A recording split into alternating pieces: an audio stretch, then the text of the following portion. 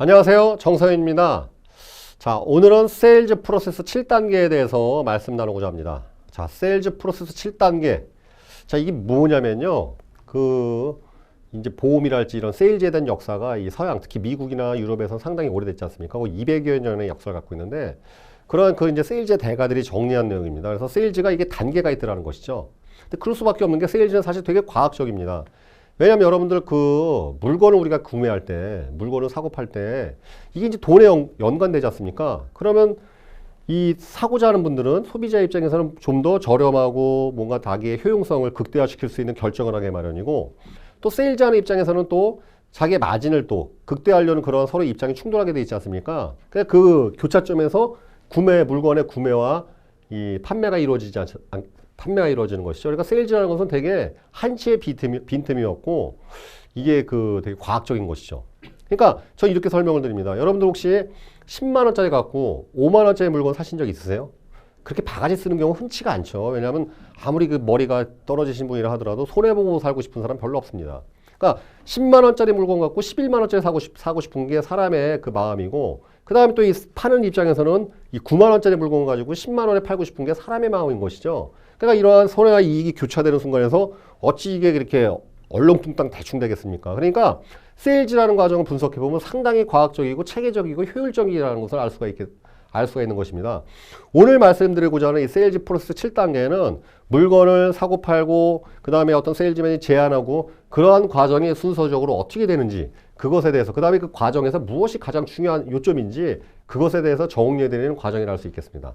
자, 이 세일즈 프로세스가 중요한 이유는 다시 한번 말씀드리면, 세일즈의 과정을 이해할 수가 없으면 세일즈의 질적 효율성을 기대하기가 어렵다는 것이죠. 그러니까 열심히 사람 만나고 열심히 상담하는데 성과가 안 나오시는 분들, 바로 이 세일즈 프로세스에 문제가 있는 것입니다.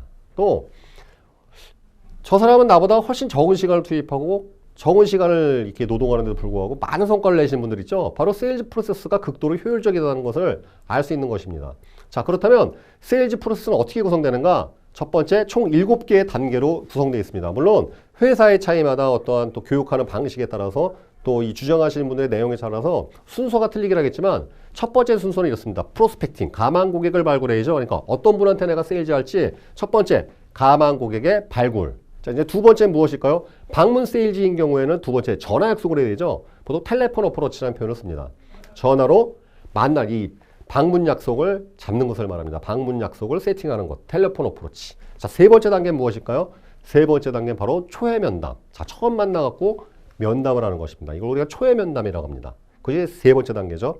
네 번째 단계는 무엇이냐? Fact and Feeling Finding이라고 표현합니다. Fact and Feeling Finding.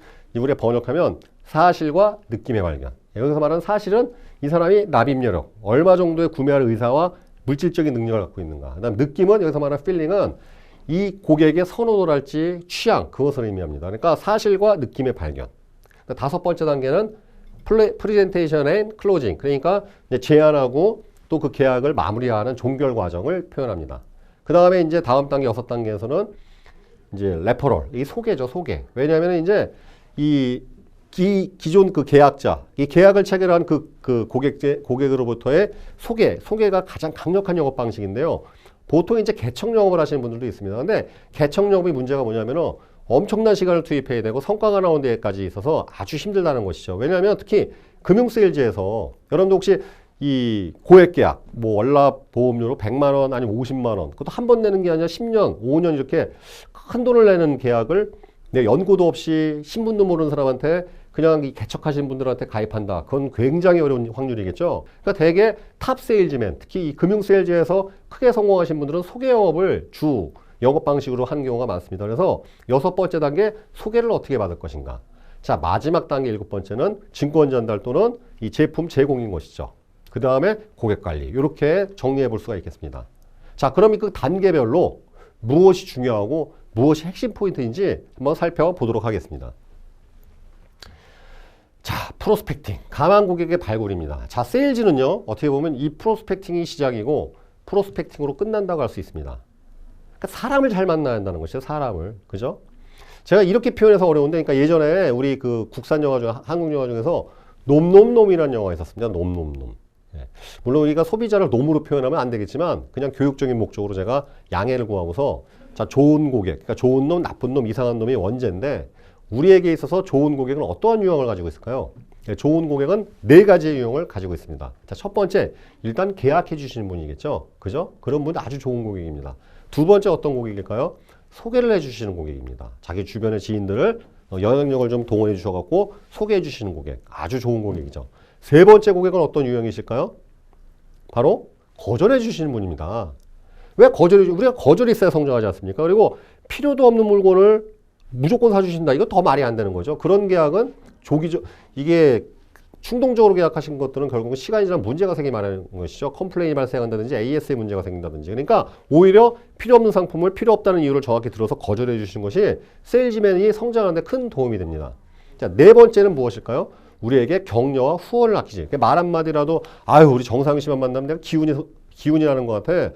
정상윤 씨는 무슨 일에도 성공할 사람이야. 이렇게 격려와 후원을 아끼지 않는 고객이 우리에게 또 좋은 고객이라고 할 수 있습니다. 자, 좋은 고객이 네 가지 유형, 계약해 주시는 분, 소개를 아껴 주시는 분, 소개를 해 주시는 분, 격려와 후원을 해 주시는 분, 네 번째 거절을 해 주시는 분. 그렇죠? 자, 그러면 나쁜 고객은 나쁜 사람은 뭘까요? 나쁜 고객. 나쁜 고객이 무엇이냐?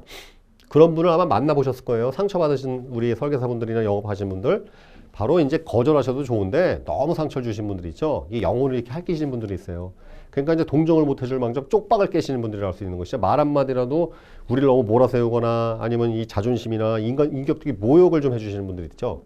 그런 분들은 안 만나는 게 상책인데 불행하게도 영업을 하다 보면 그런 분들을 만날 수밖에 없습니다. 그럼 빨리 그 상처를 잊으시는 게 정답인 것이죠. 자, 세 번째. 이상한 고객은 무엇일까요? 이상한 고객. 이상한 고객이 바로 이 설계사분들, 특히 세일즈맨들을 망치는 분들인데요. 어떤 분들이냐? 하시는 것도 아니고 안 하시는 것도 아니죠. 이상한 거죠. 그러니까 이게 왜 문제냐? 실적이 쪼이면 그분들이 생각이 나요. 왠지 할 것 같으니까. 그럼 만납니다. 근데 만나면 항상 결론은 안 나요. 그분들이 좋아하시는 세 가지 단어가 있습니다. 언젠가 해줄게. 다음에 해줄게. 나중에 해줄게. 언젠가, 다음에, 나중에. 그러니까 그 말에 맨날 시달려갖고 시간 뺏겨. 그 다음에 밥이라도 사드리거나 이 커피라도 사드리면 커피값, 시간 다 날리는데 문제는 뭐냐면은 열심히 하시는데 성과가 안 나오시는 그런 영업하시는 분들은 이상한 분들 주로 만난다는 것이죠. 근데 여러분들 이 보험 세일즈 업계에 아주 유명한 책이 있습니다. 예, 프랭크 베트거의 실패에서 성공으로 라는 책에 72페이지 정도에 나오는 내용인데요. 무슨 내용이 나오냐? 이 프랭크 베트거가 정말 열심히 사람을 만나고 상담을 많이 하는데도 불구하고 성과가 너무 안 나서 어느 날 자기가 일한 그 활동, 그 계획표 같은 걸 딱 조사해 보니까 모든 계약의 80%는 1회차 면담, 2회차 면담에서 나오더라는 것이죠. 그 다음부터 프랭크 베트거는 3회차, 4회차 면담을 중지하고 두 번 만나서 계약이 안 나오신 분들은 과감하게 지우고 그 다음에 새로운 고객을 발굴하는데 시간을 투여했다고 합니다. 그 다음부터 프랭크 베트거는 실적이 정확히 5배로 올라갔다는 내용이 나와 있는데요. 이것이 정답입니다. 무슨 소리냐? 한국 사람이 그렇습니다. 우리나라 사람만 그런 게 아니라 모든 사람이 인지상정이죠. 좋은 얘기도 두 번 이상 들으면 지겨운 것이죠. 잔소리가 됩니다. 그러니까 한 번 얘기하고 두 번 얘기해서 그 고객이 노하면은 그때는 다른 방법을 찾거나 다른 방법으로 전환하셔야 한다는 의미인 것이죠. 그러니까 자꾸 고객은 솔직히 마음에 니즈는 없는데 자꾸 내가 찾아가주니까 미안한 마음에 해줄게란 마음에 여러분들이 속아가지고 아니면 그것을 환상에 사로잡혀갖고 자꾸 이상한 고객 만나는 것이죠. 시간은 깨지고 뭔가 될 것 같은데 성과가 안 나오고 그럼 포기하게 돼 있습니다. 이상한 고객을 안 만나는 것. 그것이 바로 프로스펙팅의 핵심이라는 것. 그 다음에 ABC 프로스펙팅 기법이 있습니다. ABC 프로스펙팅 기법은 뭐냐면요. 우리에게 만나는 가망 고객은 정확히 세 가지로 분류할 수가 있습니다. 첫 번째 뭐냐면요. 그냥 제가 통칭 C라고 표현합니다. C는 뭐냐? 남한테 베푸는 거 별로 안 좋아하시고 손해보는 거 싫어하시는 분들이죠. 그런 분들은 보험 계약 잘 안 나와요. 그러니까 뭘로 알 수 있냐면 우리가 이제 처음에 만나자고 요청을 해갖고 방문 상담을 하지 않습니까? 그러면 대개 이제 내가 만나고 요청했으니까 밥을 삽니다. 그러면은 그러면 이제 우리가 커피 한 잔 마셔야 되는데 C 부류에 계신 분들은 밥도 안 사고 커피도 전혀 안 산다는 것이죠. 그걸 미안해 여기거나 그냥 즐기십니다. 근데 왜 그러냐면요. 이런 분들은 보험 계약도 약하게 나와요. 안 나오거나. 왜? 보험 상품이라는 자체가 이타주의적인 이 정신을 바탕으로 하고 있고 나보단 가족, 나보단 주변 사람을 위하는 마음, 지금 이 순간보다는 미래를 위하는 마음으로 우리가 가입하는 것이기 때문에 근데 C에 계신 분들은 지금 이 순간이 중요한 거죠. 나의 만족. 그러니까 손해보는 거 싫어하고 나한테 지금 당장 필요한 걸 원하신단 말이죠. 그러니까 C에 있는 고객분들은 사실 사이즈가 그렇게 크게 나올 수가 없습니다. 계약이 안 나오기가 십상인 것이죠. 그리고 그렇게 얌체 같이 사실 뭐 표현이 그렇습니다만 얌체 같은 분들 주변에 얌체 같은 분들하고 친해질 수밖에 없어요. 사람은 유유상종이고 이 노숙하신 분들은 노숙하신 분들하고 같이 어울리고 술 좋아하시면 술 좋아하시는 분들하고 어울리듯이 이 C에 계신 분들은 C에 있는 분들하고 어울리기가 십상입니다. 그러니까 C는 어떻게 보면 우리가 세일즈에서는 과감하게 정리를 하시거나 하셔야 될 부류라는 것이죠. B하고 A가 그럼 우리 설계사분들한테 좋은 고객이라고 할 수 있는데 B는 무엇일까요? 밥을 내가 사면 커피를 사주실 수 있는 분. 그 다음에 내가 이 발렌타인데이 때 초콜릿을 드리면은 이 화이트데이 때 다음 달에는 사탕이라도 하나 저한테 돌릴 수 있는 분들. 자, 이런 분들부터 우리가 절대 놓쳐서는 안 됩니다. A는 뭘까요? 남한테 신세지는 거 딱 싫어하고 베푸신 분들이죠. 이런 분들 만나기 되게 힘듭니다. 근데 B나 A에 있는 분들은 특징이 뭘까요? 사실 이렇게 상품을 강하게 권할 필요가 없습니다. 그분들이 원하는 서비스를 잘 해드리고 그분들의 마음을 흡족하게 해주게 되면 반사적으로 계약이 나올 수밖에 없는 것이죠. 그리고 재미있는 것은 A나 B 부류에 계신 분들은 주변에 그런 분들이 많이 모이게 돼 있습니다. 특징이.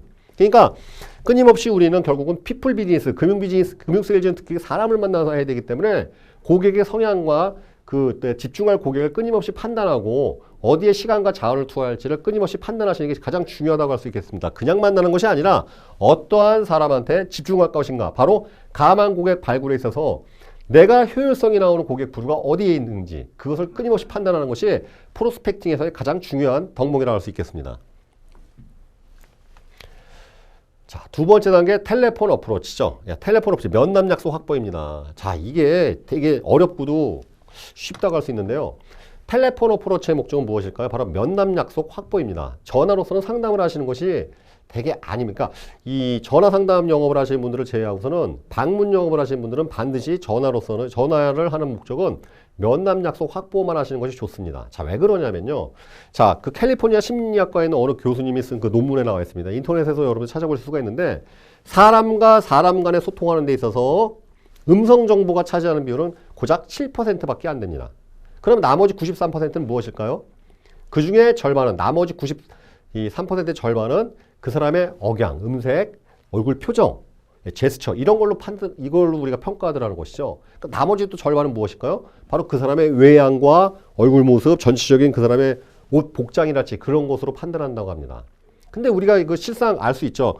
전화상으로는 되게 냉정하신 분인데 만나보니까 되게 온화하시고 좀 따뜻하게 맞이해 주시는 분이 있는 반면 전화상으로는 그렇게 뭔가 원하고 우리에게 뭔가 기대감을 주기에 충만하신 그런 목소리를 갖고 계신 분이 만나고 나니까 아주 깐깐하시고 또 이 설득하기 되게 힘든 그런 분을 만날 수가 있는 것이죠. 그러니까 만나지 않으면 알 수가 없는 것이죠. 만나지 않으면 사람은 만나야지만이 의사소통이 되는 것입니다. 그러니까 전화라는 것은 극도로 단절되어 있는 소통의 수단이라는 것이죠. 특히 눈에 우리가 이 금융상품의 특징은 눈에 상품이 보이지 않지 않습니까?